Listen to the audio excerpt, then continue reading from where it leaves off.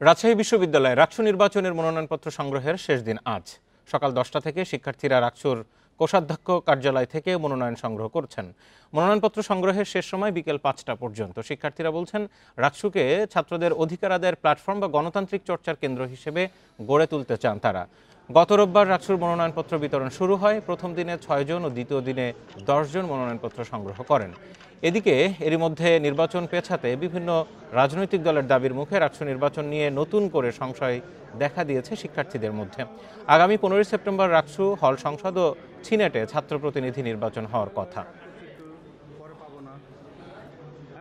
একদম নিরপেক্ষভাবে একটা নির্বাচন আমাদের বিশ্ববিদ্যালয়ের ক্যাম্পাসে থাকা উচিত। সেটা কোনো দলের পক্ষে না, একদমই আমাদের নিরপেক্ষ, যেটা আমরা ছাত্রদের ভোটে যারা বিজয়ী হবেন তাদেরকে আমরা আমাদের লিডার হিসেবে নিব।